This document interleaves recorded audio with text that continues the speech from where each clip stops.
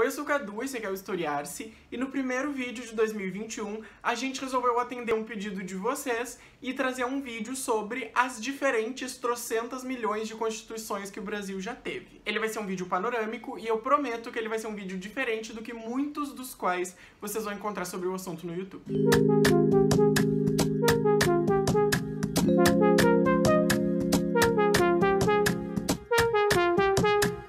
Buscarem no YouTube Constituições Brasileiras, vocês provavelmente vão encontrar vários vídeos de 5 minutos a 1 hora, trazendo vários aspectos das constituições nos seus menores detalhes. Mas o nosso intuito aqui no Historiar-se não é ser conteudista e trazer uma série de conteúdos que precisam ser decorados, e sim trazer uma reflexão sobre aquilo que a gente tem no passado. Por isso, a gente decidiu fazer uma abordagem mais aberta sobre as constituições, falando sobre elas de uma forma mais geral e panorâmica, e abordando 5 tópicos em especial, que são o conflito entre centralização e descentralização, a luta por cidadania, o conflito entre democracia e autoritarismo, a relação dúbia com a igreja e a entrada e a saída dos direitos humanos. Para quem quiser um resumo mais completo sobre as constituições, eu recomendo bastante a trilha que foi feita pelo site Politize, que eu vou deixar linkado aqui embaixo, em que eles têm um post para cada uma das 7 constituições que o Brasil teve, que as datas vão estar aparecendo aqui do lado. Antes de começar a falar dos documentos propriamente ditos, a gente queria colocar aqui uma questão teórica sobre as cartas magnas. A gente costuma olhar para uma lei ou para um documento como esse, vendo eles como uma expressão de uma época, ou seja, eles expressam os combates, lutas e disputas que aconteciam naquela época.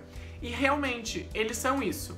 Mas eles não são só isso. Um documento de tamanha força jurídica como uma Constituição, ele não só reproduz o que tem numa sociedade, como ele também produz certos comportamentos numa sociedade, no sentido de ensinar e determinar o que deve ser feito e o que não deve ser feito. Então, uma Carta Magna, por exemplo, ela é tanto reprodutora do seu tempo, como também produtora do seu tempo. E essa é a questão teórica que a gente queria trazer um pouquinho no início. Mas indo para os tópicos, vamos começar pelo mais fácil de entender, que é o primeiro, que é o conflito entre autoritarismo e democracia. Veja, a nossa primeira Constituição, ela data de 1824, e ela foi imposta pelo imperador Dom Pedro I. E aqui nós já temos a primeira dica sobre essa relação, porque observem a palavra que eu usei, imposta pelo Dom Pedro I.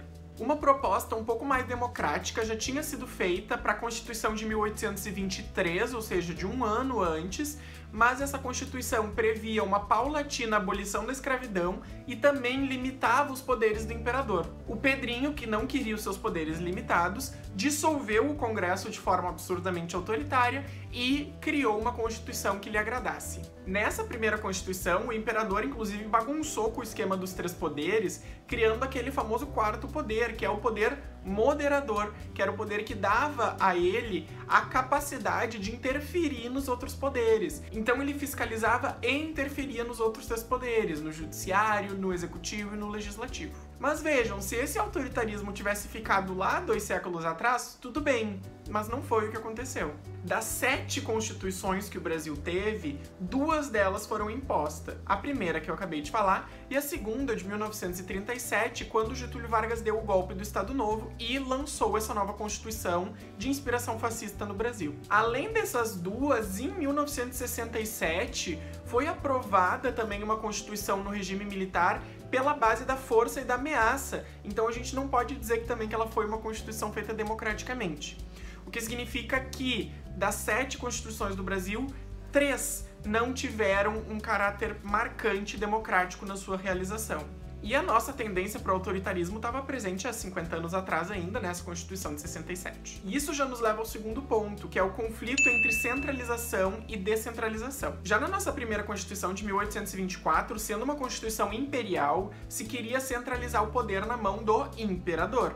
Assim como nas constituições ditatoriais, se aumentava o poder do executivo, representado pelo Getúlio Vargas, ou então pelo presidente indicado pelos militares durante o regime. As constituições que foram feitas de forma mais democrática, elas, no entanto, foram para o outro lado, que foi o lado da descentralização, estimulando o modelo de federação, que é o modelo que nós temos até hoje, em que o Brasil é dividido por estados que têm autonomia para fazer algumas coisas. Mas isso não era necessariamente porque as pessoas eram boazinhas e queriam dividir o seu poder entre os federados, que iam cuidar do seu povo e etc. Na nossa primeira Constituição Republicana, em 1891, quando se tirou o Império, se adotou com força esse modelo da federação, e aí os estados ficaram responsáveis por fazer algumas leis, por coletar alguns impostos e etc. Mas isso era mais para agradar as elites do que pensando na população no geral, porque se as elites tinham o direito de criar suas próprias leis, recolher os seus próprios impostos e ter as suas armas,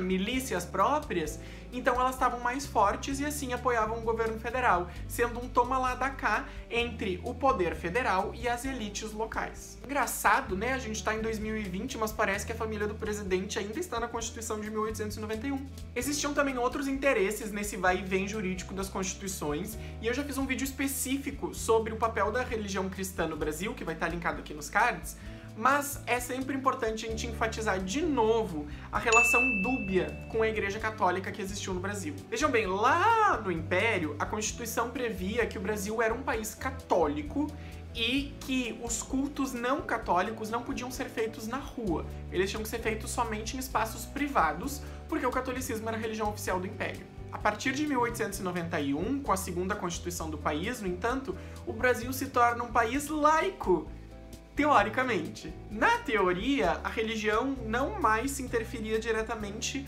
nos assuntos políticos estatais. Para tensionar essa questão, eu vou colocar uma fotinho aqui na tela. Vejam, nós temos aqui Ulisses Guimarães, presidente da Assembleia Constituinte, aprovando a nossa atual Constituição de 1988, que é uma Constituição que diz que o país é laico, e o que tem atrás dele na parede do Congresso? Exatamente, um crucifixo. Aí vocês pensam o que vocês quiserem. Mas não foi só da organização dos mais poderosos que surgiram as nossas constituições. As nossas constituições surgiram também de muita luta e exigência de movimentos sociais pelo direito à cidadania.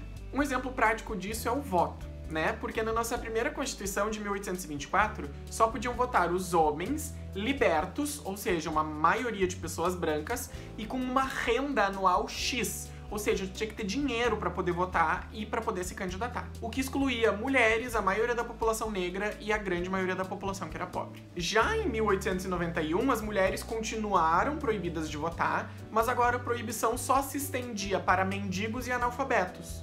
Só? Os analfabetos ainda eram mais de metade da população, o que significava que grande maioria da população brasileira ainda não votava. As mulheres só vão ganhar o direito ao voto depois de muita luta do movimento feminista aqui no Brasil na década de 30, quando o governo Vargas faz a Constituição de 34 e diz que as mulheres, sim, podem votar.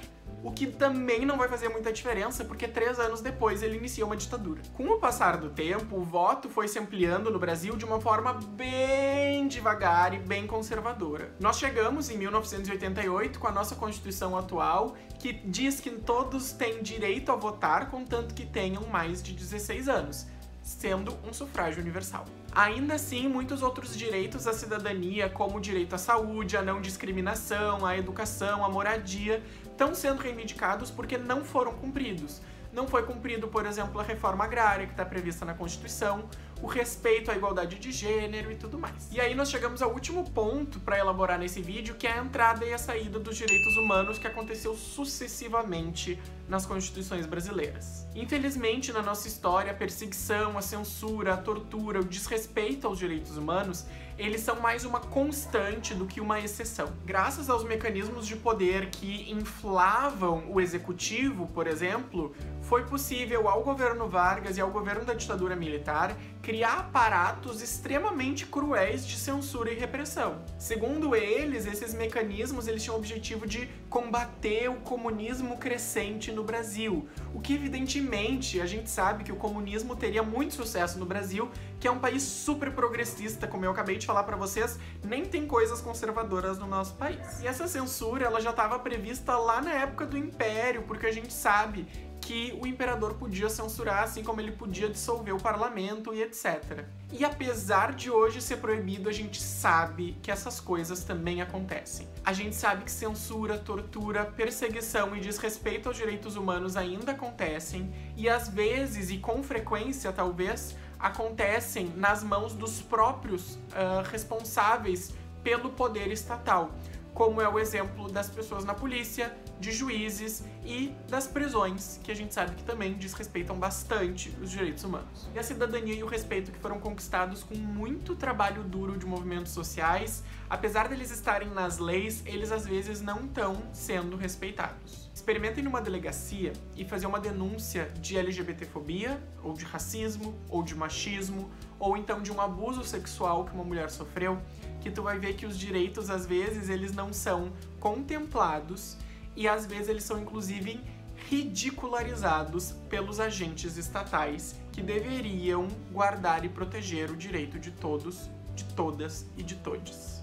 Bom, pessoal, foi esse o vídeo. Eu espero que vocês tenham gostado. Se vocês gostarem, deem um like e comentem aqui embaixo o que vocês acharam. Realmente, ele foi um vídeo bem panorâmico das constituições do Brasil. Caso vocês queiram algum ponto específico ou vídeos separados para cada constituição, vocês podem deixar aqui embaixo, que a gente pode fazer aqui também, não é mesmo? Não esquece de seguir as nossas redes sociais, que vão estar linkadas aqui embaixo. E aqui embaixo também tem o link para nos apoiar no Padrim, pra gente continuar trazendo conteúdo de qualidade para este YouTube. Até o próximo vídeo e tchau, tchau!